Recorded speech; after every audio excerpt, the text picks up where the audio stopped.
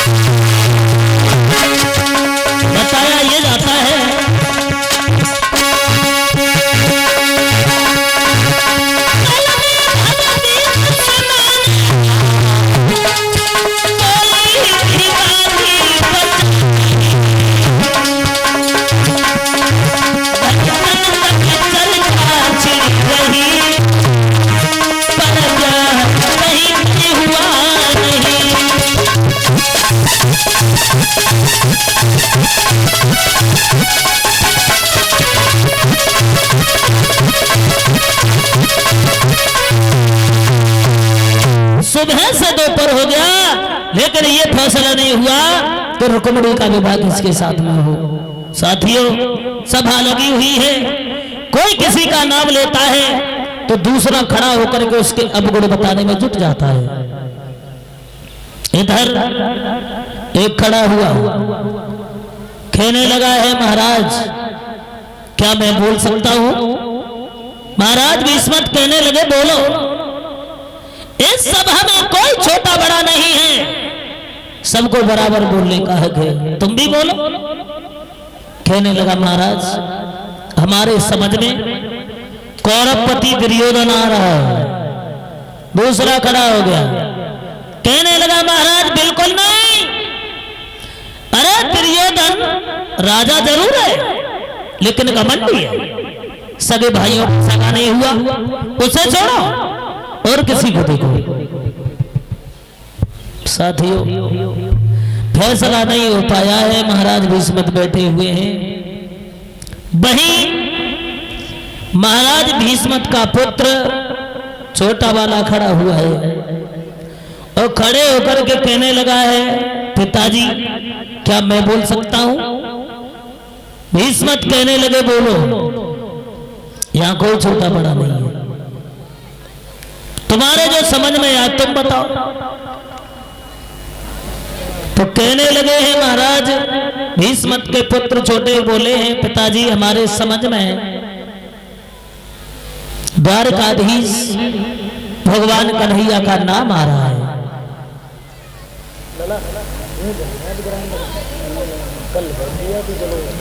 गूंज नहीं, गूंज बढ़ाए तो कैसे काम करिए, अब आदमी कैसे गूंज बढ़ाओ भक्तों। खड़ा होकर के कहने लगा, पिताजी हमारे समझ में द्वारकाधीश कन्हैया का नाम आ रहा है। जो ये नाम सुना एकदम से महाराज भीष्मक गद्दी से उछले और भाग करके गोद में ले लिया। कहने लगे, बेटा यही तो मेरा विचार था, यही तो मेरा विचार था, फैसला हो गया। नाई और ब्राह्मण को बुलवाया है। नाई पंडित को बुलवाने के बाद में कहा है, तुम चले जाओ, महाराज उग्रसेन को खबर करा दो कि महाराज भीष्मक अपनी लड़की का रिश्ता लेके आ रहे हैं। ये बातें चल रही थी, तब तक उस सभा में उन बातों में आ गया महाराज भीष्मक का बड़ा वाला पुत्र रुकुम। रुकुम कहने लगा, पिताजी बड़ा खुश नजर आ रहे हो और ये सभा क्यों लगी हुई है, क्या बात है बताओ। तो भीष्मक कहने लगे, बेटा तुम्हें नहीं पता है, तुम्हारी बहन है रुक्मिणी और वो शादी के लायक है। हम लोग सब विचार कर रहे हैं कि तुम्हारी बहन की शादी किसके साथ में करें। फैसला हो गया है, हो गया फैसला? बोले हाँ। किसके साथ में होगी? कहने लगे हैं श्याम सुंदर के साथ में, कन्हैया के साथ में। तुम्हें नहीं पता है द्वारकाधीश भगवान श्याम सुंदर हमारे घर में जो हमारे दामाद बन के आएंगे, तुम्हारे बहनोई बन के आएंगे, तो मेरा खानदान पवित्र हो जाएगा, मेरा घर पवित्र हो जाएगा। जो ये नाम सुना रोकन कहने लगा, पिताजी क्या कह रहे हो? हम अपनी बहन की शादी या कन्हैया के साथ में? बिल्कुल नहीं, कन्हैया के साथ में हम शादी नहीं करेंगे।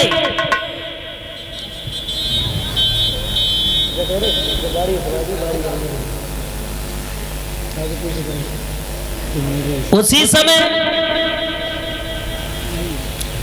कहने लगे हैं महाराज भीष्मत के पुत्र कौन? पिताजी कन्हैया नहीं आएगा, फिर कौन आएगा? बोले हम बताएंगे, हम अपनी बहन की शादी कन्हैया के साथ में। कन्हैया के साथ में तो बिल्कुल नहीं करेंगे। क्यों? क्या कमी है बेटा उसमें? बोले कमी तो है उसमें, एक गायों को चराने वाला ग्वाला, और उसकी इतनी बड़ी हैसियत जो हमारी बहन के साथ में शादी करे? बिल्कुल नहीं। उसका ये भी नहीं पता है कितने बाप है, कितनी माँ है, तुम्हें नहीं पता, उसकी जात का भी पता नहीं है। कन्हैया भीष्मत कहने लगे, बेटा हम लोग बातें कर रहे हैं, कोई ये थोड़ी नहीं कि शादी होगी कन्हैया के साथ में, तुम्हारी नजर में हो, तुम बताओ। कहने लगा है, रुकुम पिताजी तुम्हें पता नहीं है, बहुत बड़ा रोजगार है उसका, बहुत बड़ा व्यापार है, और कोई गैर नहीं है, अपना रिश्तेदार है। रिश्तेदार कौन है? क्या नाम है उसका? कहां का रहने वाला है? कहने लगा है, रुकुम पिताजी तुम्हें नहीं पता है, हमारे साला जो ससपाल है ना, ससपाल को तो जानते हो, बहुत बड़ा पैसे वाला है। अब वो हम कहेंगे तो वो शादी कर लेगा ना, तुम जैसों को पानी की नहीं पूछेगा, क्योंकि इतना बड़ा पैसे वाला है। कहने लगे महाराज भीष्मत बोले हैं, रुकुम तू अपनी बहन की शादी अपने साले के साथ में करेगा? तुझे दिमाग नहीं है? एक बात मेरी सुन, हमारे 2-4 लड़कियां नहीं है, हमारे एक ही लड़की है, ये शादी हमें खुशी से कर लेने दे। रुको, समझाया और कहने लगे हैं, अरे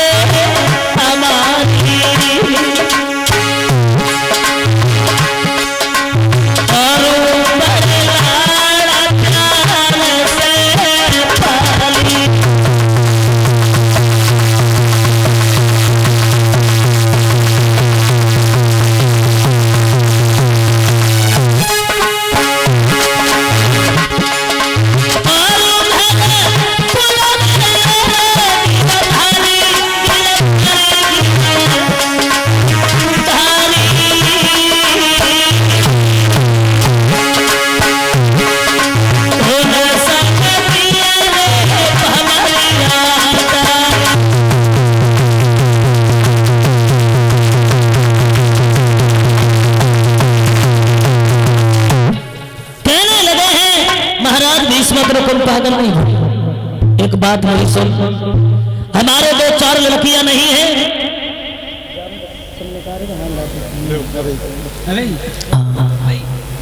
कहने लगे हमारे 2-4 लड़कियां नहीं है, अकेली रुक्मिणी है।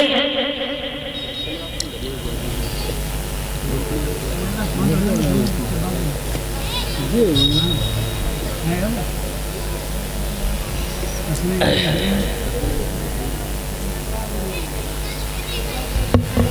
हैं महाराज भीष्म रुकुम से कहने लगे हैं, बेटा हमारे दो चार लड़कियां नहीं है, अकेली है, शादी कर लेने दे, खुशी से कर लेने दे। तुझे नहीं पता अपने साले के साथ में विवाह करेगा, तुझे पता है समाज जीने नहीं देगा। कहने लगे हैं रुकुम पिताजी, हमारे साले के नाम को सुनकर के, और कैसी तुम बातें कर रहे हो, हमारा साला जरूर है लेकिन बहुत बड़ा पैसे वाला है, तुम जैसों को पानी की नहीं पूछेगा, लेकिन हमारा साला हम जो कहेंगे वही करेगा। बहुत समझाया अभी हिस्मत ने, रुकुम ने एक भी नहीं मानी, और जब नहीं मानी है तो कहने लगा है रुकुम,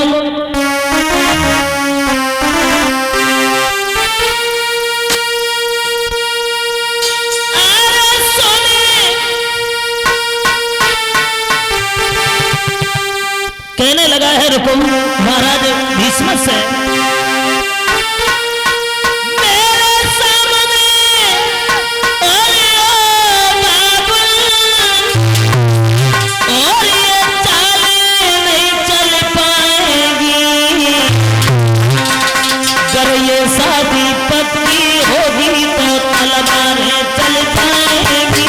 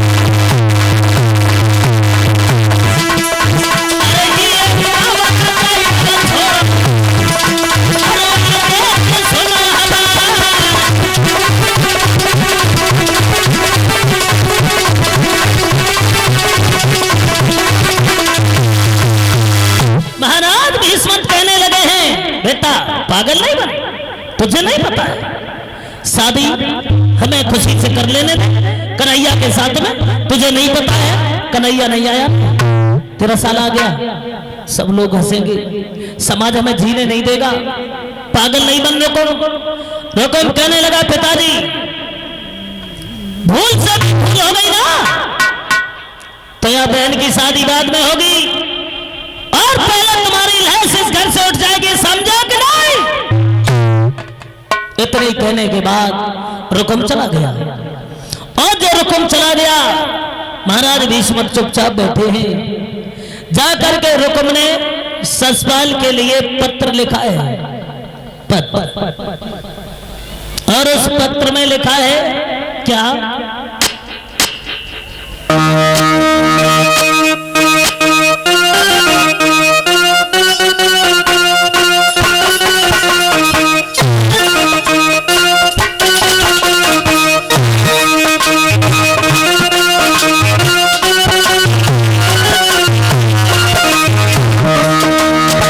पत्र लिखा है रुक्म ने ससपाल के लिए।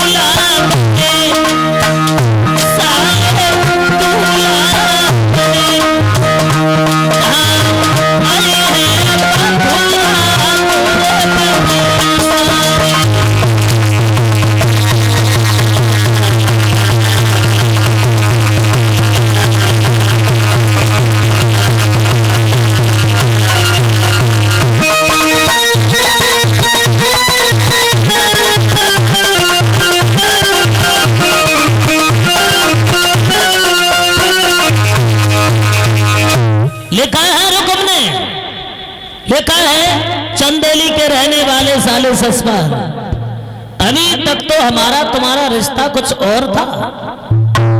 अभी तक तो हम तुम्हारे जीजा थे, तुम हमारे साले थे, लेकिन अब रिश्ता अलग होने के लिए जा रहा है।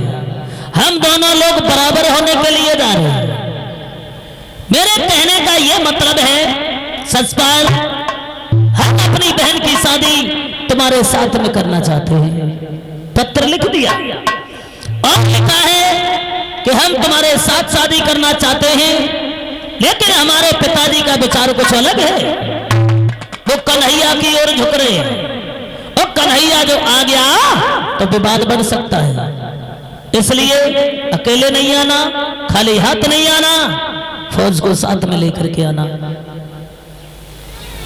पत्र नाई और पंडित को दे दिया है। जाकर के पहुंचे हैं चंदेली में ससपाल के पास में, और पत्र दे दिया है। ससपाल कहने लगा पंडित जी कहां से आया? पंडित जी कहने लगे हैं मैं कुंदनपुर से आया हूं।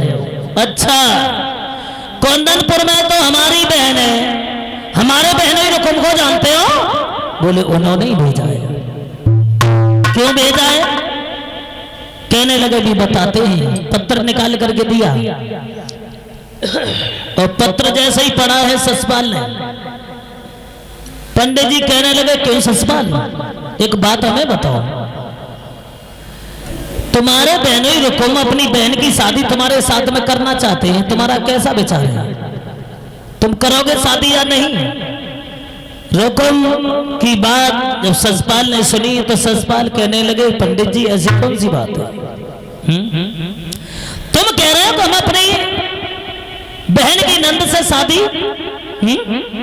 अरे हम तो ये कहते कि हमारे जैसे बहनों ही समय में नहीं, हम तो तैयार हैं, जा करके कह दो। ससपाल तैयार हो गया। इधर नाई और ब्राह्मण तो चले गए। ससपाल जो है अपनी भाभी के पास में पहुंचा है और कहने लगा है, भाभी हमें दूल्हा बनाओ, दूल्हा। भाभी कहने लगी, बेटा न कहीं से लगुन और न कहीं से टीका, सीधे सीधे दूल्हा बन के कहां जाओगे? कहने लगे ससपाल, भाभी तुम जानती नहीं हो, हमारी बहन की नंद है रुक्मिणी और इतनी सुंदर है, अंधेरे में बैठा तो दूर से चमक जाती है। कहने का मतलब मेरा ये है, हमारे बहनोई रुकुम जो है अपनी बहन की शादी हमारे साथ करना चाहते हैं, पत्र भेजा है। भाभी कहने लगी, ये पागल नहीं बनो ससपाल, तुम्हें पता है बहनोई की बहन जो होती है तुम्हारे लिए पूजनीय है, उसके साथ शादी नहीं करो, कोई और लड़की तुम्हारे लिए देख लेंगे और सुंदर देखेंगे। ससपाल कहने लगा है, भाभी ज्यादा बात नहीं करना, ज्यादा बात नहीं, दूल्हा बनाओ। नहीं माना ससपाल, और जब नहीं माना है तो भाभी दूल्हा बनाने लगी है ससपाल को। बताया ये जाता है वहां